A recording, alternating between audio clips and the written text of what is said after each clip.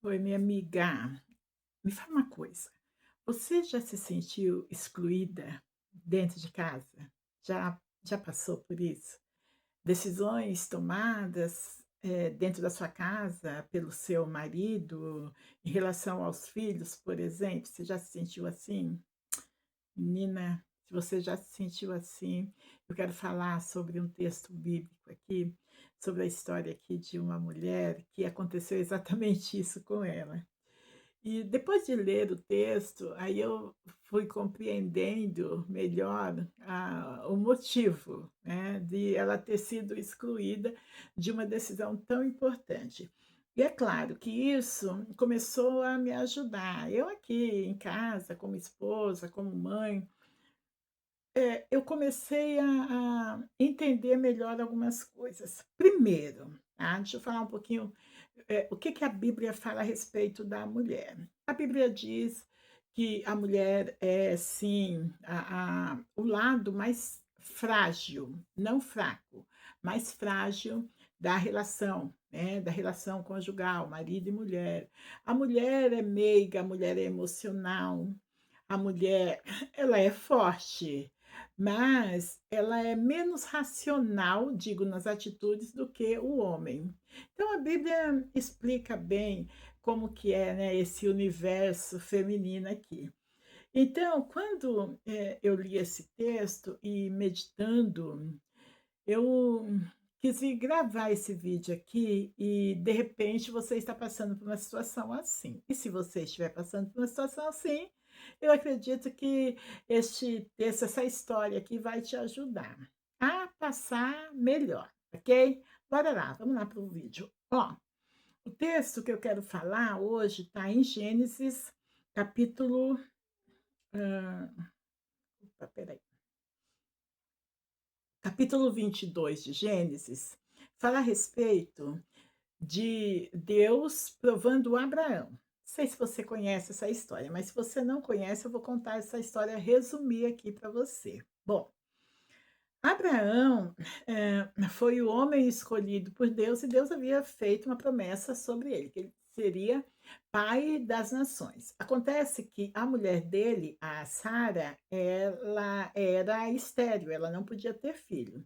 E aí, aqui no canal, eu acho que eu já tenho um vídeo quando eu falo a respeito dessa história, que ela tinha uma escrava e ela dá a escrava dela para ter um filho com o marido, Abraão. Aí nasce o Ismael, a escrava se chamava Agar, nasceu o filho Ismael. Ismael era filho do Abraão, mas não era o filho da promessa. Mais tarde, isso trouxe uma confusão dentro de casa, tá? Mais tarde, Deus cumpre a promessa na vida de Abraão e a Sara fica grávida e nasce Isaac. Imagina? Agora a Sara estava feliz da vida, porque ela não podia ter filho e agora ela já tinha o filho dela com o Abraão. E este filho, gente, era sobre ele que Deus havia falado. Ok, um dia, é essa história que eu quero falar com você, que está no capítulo 22. Fala assim, ó, verso 1. Algum tempo depois, depois de toda essa resenha, algum tempo depois, Deus pôs Abraão à prova. Deus chamou pelo nome e ele respondeu: Estou aqui. Então Deus disse: Pegue agora Isaque, o seu filho, o seu único filho, a quem você tanto ama, e vá à terra de Moriá. Ali na montanha que eu lhe mostrar, queime, gente, é isso mesmo, queime o seu filho como sacrifício. Verso 3. No dia seguinte, Abraão se levantou de madrugada, arreou o seu jumento, cortou lenha para o sacrifício e saiu para o lugar que Deus havia indicado. Isaque e 2 empregados foram com ele. Olha isso, gente. Agora me fala, cadê a Sara? A Sara não é mencionada aqui, tá? A Sara é a mãe de Isaque, gente. Deus fala para o pai: então, eu quero que você vá para o lugar que eu vou te mostrar e eu quero que você sacrifique o seu filho para mim. E aí, o texto nós lemos que no dia seguinte o Abraão ele pegou o animal, o jumento, pegou 2 dos seus, empregados, né. Ó, o texto fala assim minha garganta tá ruim gente, nossa. O texto fala assim: "Pegue agora Isaque, o seu filho, o seu único filho, a quem você tanto ama, e vá à terra de Moriá, ali na montanha eu lhe mostrar, queime o seu filho como sacrifício". Então, era isso que Deus falou para ele, foi isso que Deus falou para ele: "Ó, você pega o seu filho e queime em sacrifício". Imagina, gente. A mãe não é mencionada aqui, mas quando eu li o texto, eu estava assim pensando: "Imagina, vamos nos colocar no lugar da Sara". Com certeza ela ia atrapalhar aqui o agir de Deus, porque nesse episódio Deus estava provando Abraão, colocou Abraão à prova, né. A Sara não está aqui não, gente. E aí eu quero meditar sobre isso com vocês, é o seguinte: às vezes a gente fica chateada, né. Você já ficou chateada quando eles estão tomando as decisões dentro de casa e você não está nem sabendo? Ai, eu já fiquei muito chateada com esse negócio, já fiquei mesmo. Estou aqui confessando, eu venho aqui e confesso, né, os meus crimes. E já fiquei muito chateada, sabe, já fiquei chateada com o Lorival, já fiquei chateada com os meus filhos, porque quando eu vejo eles já tomaram uma decisão, eu nem estava sabendo que, sabe, o papo estava rolando aqui entre eles. Mas eu sei que Deus cuida de mim. E eu quero falar isso para você, Deus cuida de você. Se você confia em Deus, Deus, ele não vai fazer nada para machucar você, para entristecer você, pelo contrário. O que eu entendi, que quando essas coisas acontecem aqui comigo, eu entendi que Deus está fazendo comigo o mesmo que ele fez com a Sara. Porque aqui Deus, ele vai proteger a Sara, porque você imagina se o Abraão tivesse contado para Sara: "Sara, Deus falou comigo. Eu vou ter que pegar o nosso menino sai, vou ter que sacrificar ele. Deus mandou fazer isso". Você imagina? O que você acha que a Sara ia fazer? Como que você acha que a Sara ia agir? Eu tenho certeza que a Sara, primeiro, ela não iria deixar, ela iria espernear e ela iria sofrer muito. Por quê? Porque o Abraão, ele saiu para fazer. Abraão, ele vai mostrar para Deus que Deus é mais importante para ele que qualquer coisa, que qualquer filho. Você acha que a Sara iria impedir Abraão? Claro que não. O texto vai dizer que o Abraão vai e Deus ele entra com providência, não permite, né.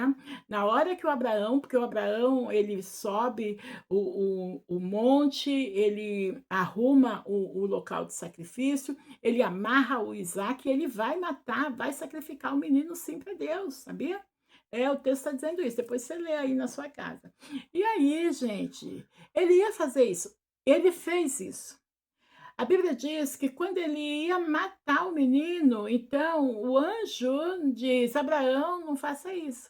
E aí vem que Deus, se você conhece, você sabe, Deus estava lá o cordeirinho para o sacrifício. Você acha que a Sara ia conseguir impedir Abraão de levar o menino? Não ia, mas ela ia sofrer muito.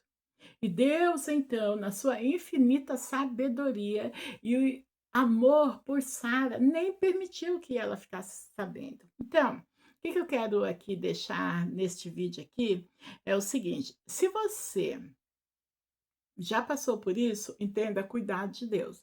Porque o que eu fiquei pensando no texto? Quando o Abraão, ele volta com Isaac. Com certeza a Sara ficou sabendo dessa história. E por quê? Se nós que estamos aqui estamos sabendo dessa história, gente, com certeza a Sara ficou sabendo. Aí eu fiquei assim pensando, imagina, talvez Sara deve ter falado um monte, porque se é eu, imagina, o Lorival pegou meu filho e, sabe, e levou para sacrificar, mesmo trazendo meu filho de volta, eu ia falar um monte para o Lorival, isso eu sei. E você, mulher, mãe que está aqui, você também iria falar. Mas Deus poupou a Sara de tudo isso. Deus é Deus tão tremendo que ele conhece como quanto nós somos emocionais, né, nós mulheres, quanto a mãe sofre por um filho. Deus, ele nos poupa. Tem situações na vida da gente que Deus nem permite que a gente saiba. A partir daí, meu coração começou, sabe, ficar mais sossegado. Tô falando sério, gente. Eu agora fico assim, bom, se Deus não me revelou, porque uma mulher que ora, uma mulher que pede a Deus, Deus revela. Se for alguma coisa que você pode fazer, se for para você agir, Deus vai te mostrar, saiba disso. Deus é Deus que avisa, Deus mostra, revela, Deus faz isso. Porém, se não tiver a ver com você, digo, se não é para você fazer nada, provavelmente Deus vai, aliás, não vai permitir que você fique sabendo. E aí isso acalmou meu coração. E hoje eu quero muito que por meio deste vídeo aqui, o teu coração também se acalme.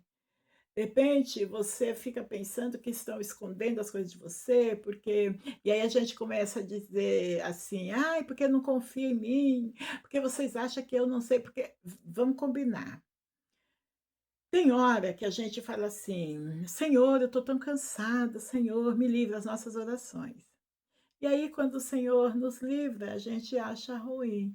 Se você tem pedido livramento para Deus, se você tem orado, se você tem dito que a Deus que você está cansada, aí a rotina da sua casa, e que tudo você tem que fazer, e que ninguém te ajuda, fica atenta, porque Deus Ele ouve as nossas orações. Aí, quando Deus começa a poupar você, você não compreende.